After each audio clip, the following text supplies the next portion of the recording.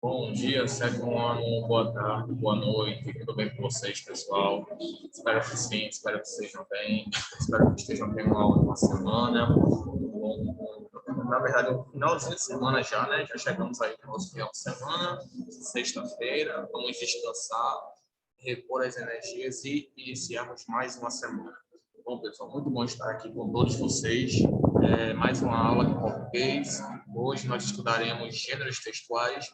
Vamos dar prosseguimento ao nosso estudo sobre a crônica, tá bom? Vamos dar continuidade a esse estudo, vamos falar um pouco mais sobre as características desse gênero textual, vamos também responder algumas atividades do nosso livro e, em seguida, fazer algumas leituras aqui sobre esse gênero textual, tá bom? Vocês já conhecem a importância dos gêneros, já viram que eles são de suma importância para a nossa escrita, para a nossa leitura, para a nossa interpretação textual, nos ajudam também a identificar tipos de textos, nos ajudam a compreendê-los melhor, enfim.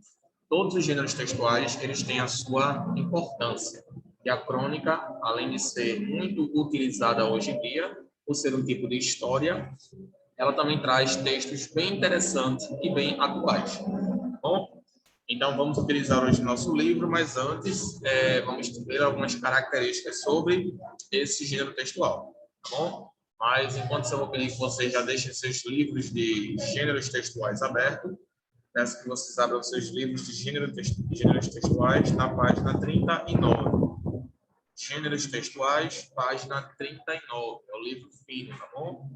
Gêneros textuais. Enquanto abrindo aí o livro de vocês, eu vou colocar nosso cabeçalho aqui, tá?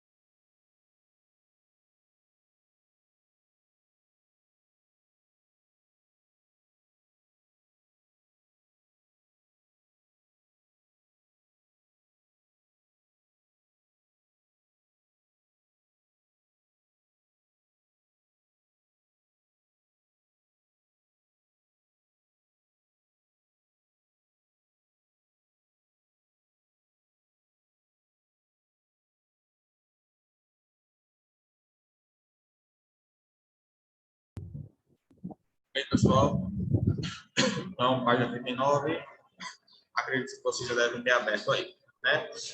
Bom, vamos ver aqui agora algumas características sobre esse gênero textual que é a crônica, tá bom?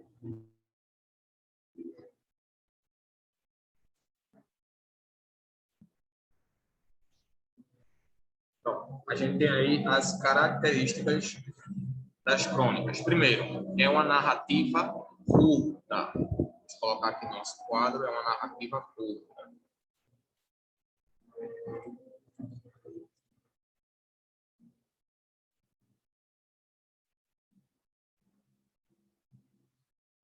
Como assim uma narrativa curta, professor? Uma narrativa curta, pessoal, porque a crônica ela é narrada.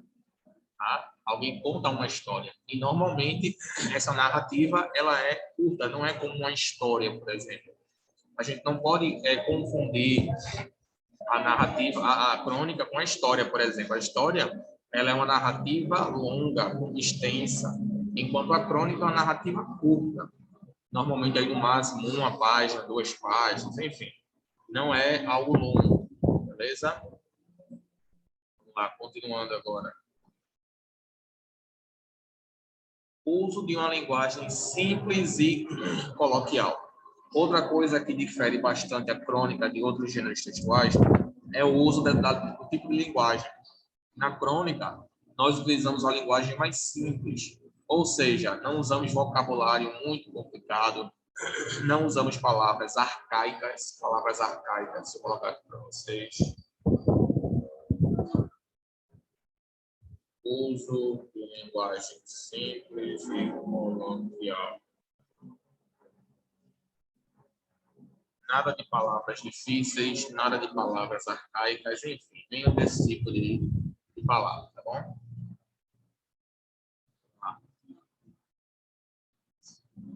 Próxima característica é a presença de poucos personagens. E isso se houver. Na crônica, nós não tendemos a colocar vários personagens, várias pessoas envolvidas na história. É uma narrativa curta, simples e com poucos personagens. Tá? No máximo aí 3, 2, né? Normalmente, e às vezes se houver, né? Nem sempre uma crônica vai ter um personagem principal, né? Então, a presença de poucos personagens.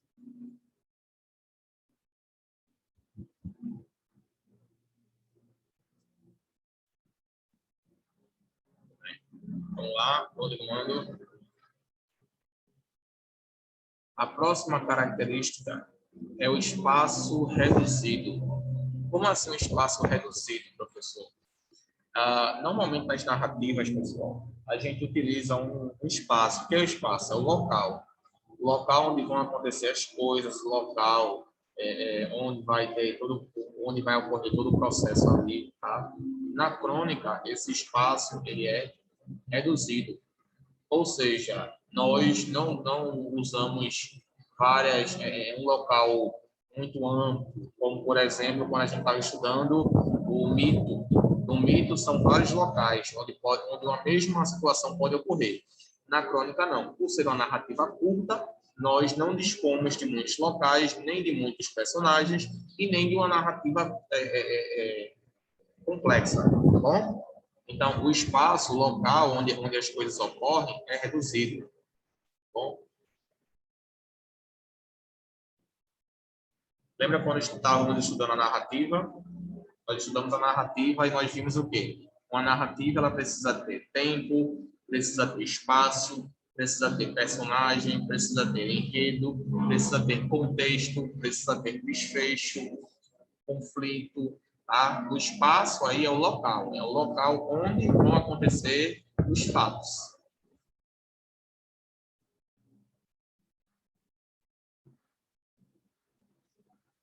Outra característica aqui, temas relacionados a acontecimentos cotidianos. Então, por isso que nós utilizamos uma linguagem coloquial, porque normalmente a crônica ela faz menção a temas, a coisas que acontecem no nosso cotidiano, tá bom? Então, temas relacionados a acontecimentos cotidianos. Tá bom?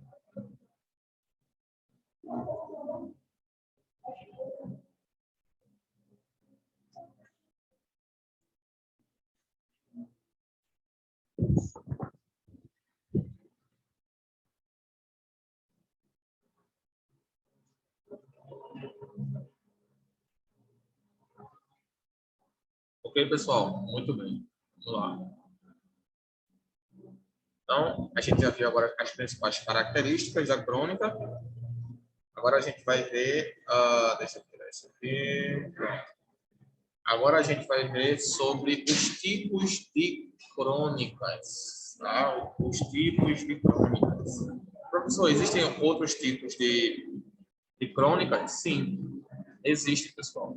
Elas são meio que classificadas, dependendo do tipo que ela é de crônica, dependendo do que ela quiser expressar. A gente tem a crônica jornalística. Tá? Como assim a jornalística? Eles utilizam temas da atualidade para fazer reflexões. Tá? Aí são chamadas de crônica jornalística. Temos aí crônica histórica. Basicamente, como se fosse uma narrativa sobre um fato histórico com espaço e tempo definido. Crônica humorística. Esse aí apela para o humor como forma de entreter o público. Ao mesmo tempo, utiliza da ironia e do humor como ferramenta essencial para criticar alguns aspectos, seja sociedade, política, cultura, economia e etc. Então, professor, existem outros tipos de crônicas? Sim, pessoal. Esses daqui são os principais, mas existem outros tipos de crônicas, tá bom? E ele deixa uma observação bem clara aqui. Ó, é possível ter uma crônica jornalística e humorística no mesmo texto. Isso é possível, professor? Sim, isso é possível. É possível haver dois tipos de crônicas em um mesmo texto. Bom, isso é possível. Beleza? Muito bem. Tá continuando agora.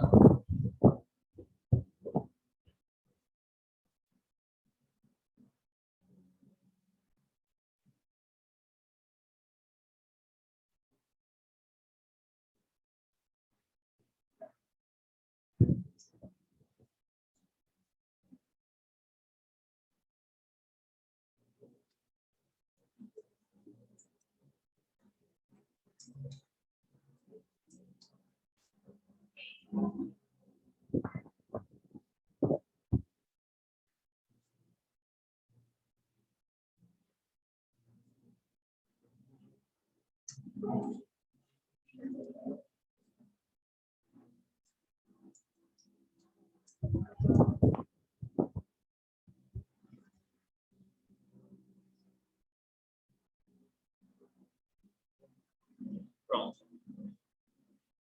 Tipos de crônicas: crônica histórica, crônica jornalística e crônica humorística.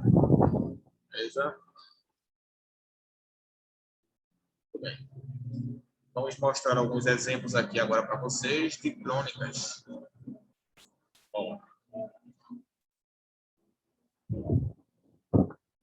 exemplos de crônica. Crônica de Machado de Assis, Gazeta de Notícias, de 1889. Machado de Assis é um poeta literário, escritor, muito famoso no Brasil, extremamente conhecido, foi um dos principais cronistas e dramaturgos brasileiros.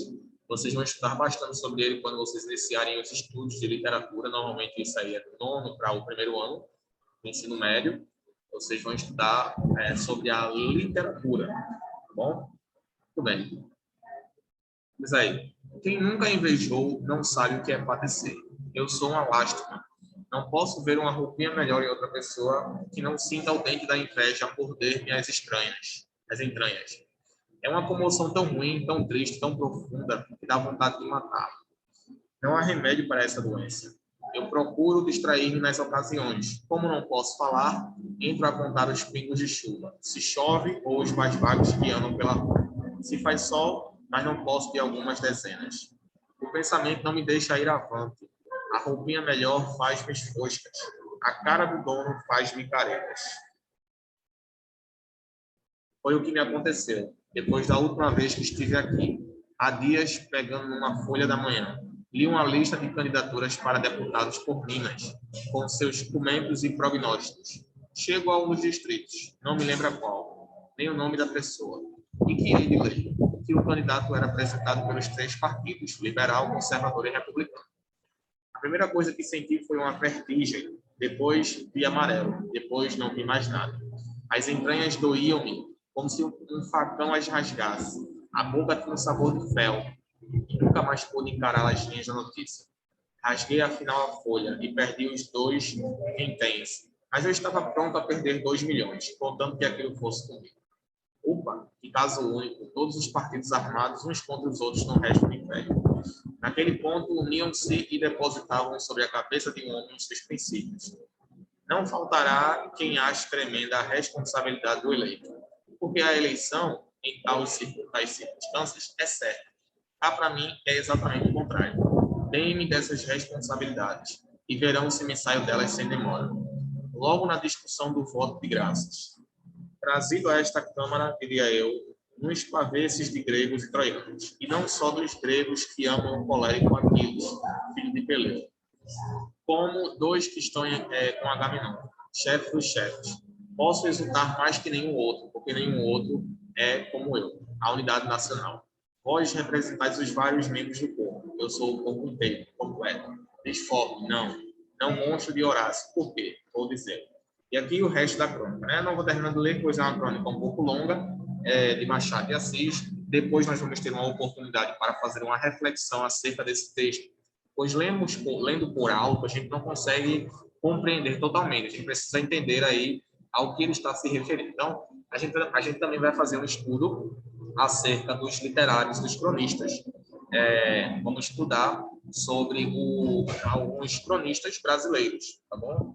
É o nosso objetivo com esse estudo. Vamos fazer esse estudo sobre eles, vamos ver algumas das suas características e também algumas das crônicas mais conhecidas aqui no Brasil, tá bom? Muito bem, pessoal. Agora que nós vimos as características, nós vimos os tipos de crônicas, tá bom? A gente vai agora rever o segundo texto, tá? Vamos fazer um exercício usando esse texto aí, tá bom? Cujo título é A Fome Negra. De madrugada, escuro ainda, ouviu-se o sinal de acordar. Raros ergueram-se. Tinha havido serão até meia-noite. Então, o encarregado, um homem magro, corcovado, de botas e lábios finos, que ganha um pouco mais que um salário e acha a vida um paraíso, entrou pelo barracão, onde a manada de homens dormia com a roupa suja e ainda empapada de suor da noite passada. Rapazes, acordem. Quem não quiser, roda, fora. Houve um rebuliço no lugar. Uns sacudiam os outros amedrontados, com os olhos só a brilhar na face cor de ferrugem. Outros, prostrados, nada ouviam, com a boca aberta, babando. Ó, João, olha o café. Olha o café e olha o trabalho. Ai, raios me partam. Era capaz de dormir até amanhã. Mas, já na luz incerta daquele quadrilátero, eles levantavam-se, impelidos pela necessidade, como as feras de um zoológico, ao chicote do domador. Não lavaram o rosto, não descansaram. Ainda estremunhados, sorviam uma água quente, da cor do pó que lhes impregnava a pele, partindo pão com escaras da mesma fuligem metálica. E poucos eram os que se sentavam, com as pernas em compasso, tristes. Estávamos na Ilha da Conceição, no trecho hoje denominado Fome Negra. Há ali um grande depósito de manganês e do outro lado da pedreira que separa a ilha, um depósito de carvão. Em frente a algumas braçadas de remo, fica a ponta da areia com a cantareira, as obras do porto fechando um largo trecho coalhado de barcos. Para além, no mar, tranquilo, outras ilhas surgem, onde o trabalho esfola e esmaga centenas de homens. Logo depois do café, os pobres seres saem do barracão e vão para a parte norte da ilha, onde a pedreira refugia. Há grandes pilhas de blocos de manganês e montes de peixes pequenos em pó, em lascas finas, no solo coberto de uma poeira negra com reflexos de bronze. Há trilhos para conduzir os pequenos vagões do minério até o lugar da descarga. Os manganês que a Inglaterra cada vez mais compra ao Brasil vêm de Minas até a Marítima em estrada de ferro. Daí é conduzido em barcos e saveiros até as Ilhas Bárbaras e da Conceição, onde fica em depósito.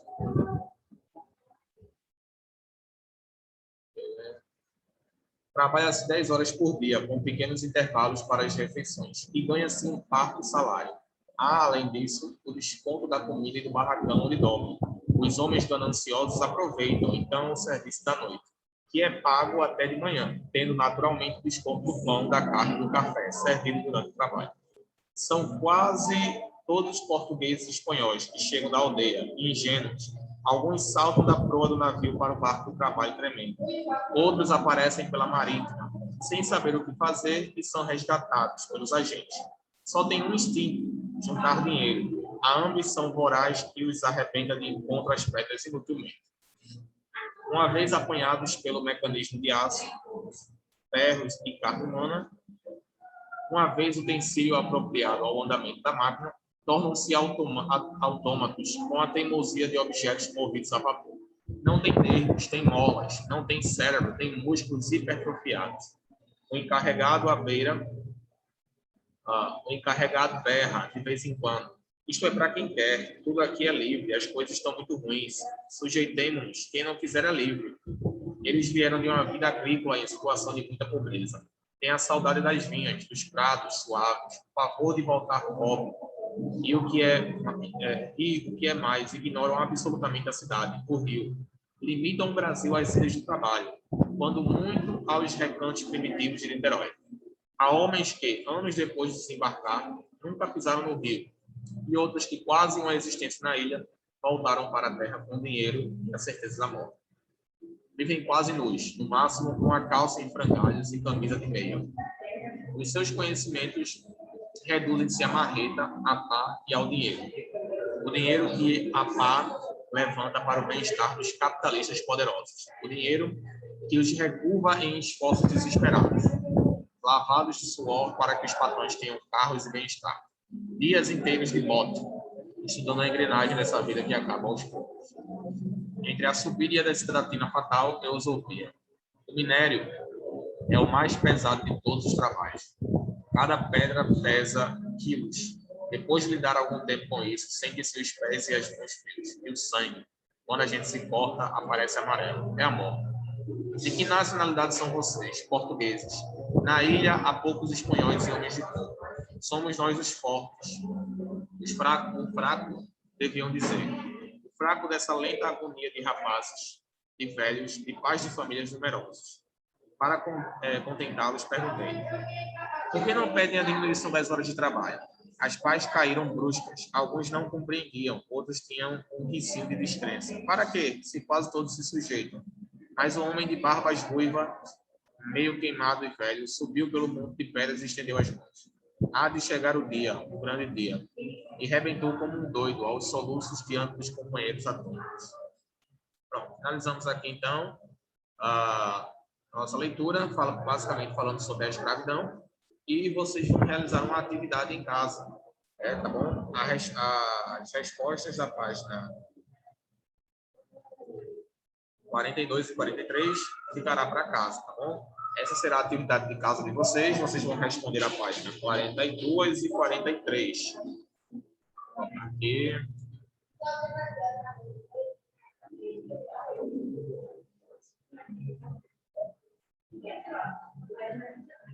Pronto. Atividade de casa, responder as páginas 42 e 43, tá bom? Vou postar também no Class App, aquele mesmo esquema que vocês já sabem. Eu posto a mensagem e vocês mandam a resposta na minha mensagem, tá bom? Depois de ler todo esse texto, vocês, claro, vão precisar relê-lo, obviamente, vocês vão reler o texto e em seguida vocês irão responder as páginas 42 e 43, tá bom? Vou postar também no WhatsApp essa atividade, o prazo de entrega, tá bom? Então, se atentem para vocês entregarem no prazo. Algumas pessoas estão entregando fora do prazo, viu? Tem que entregar a atividade no prazo, pessoal, para que a gente possa atribuir a nota de vocês. Se for fora do prazo, a gente não tem como nem corrigir e nem colocar a nota, tá bom? Então, na próxima aula a gente conclua, a próxima aula a gente faz a correção aqui, tá bom? E iniciamos o próximo texto, tá bom? Vamos falar ainda mais um pouquinho sobre as características da crônica, tá bom? E iniciar o próximo texto, beleza, pessoal? Então, vamos ficar por aqui hoje. Vejo vocês na nossa próxima aula. Tenham um bom final de semana, um bom descanso para vocês. Qualquer dúvida quanto a essas características ou tipos de crônicas, vocês podem perguntar lá no WhatsApp. Podem perguntar, fiquem à vontade. Estamos à disposição de vocês. Tá bom, pessoal? Então, vou deixar aqui um minutinho para vocês copiarem, tá bom? A atividade também, deixa eu destacar aqui. Pronto. A atividade, beleza? Copiem aí, não esqueçam, coloquem na agenda e na próxima aula a gente continua falando mais sobre esse gênero textual, que é a crônica. Beleza, pessoal? Bom final de semana para vocês, bom descanso, bons estudos e nos vemos na nossa próxima aula. Fiquem com Deus e até a próxima. Tchau, pessoal.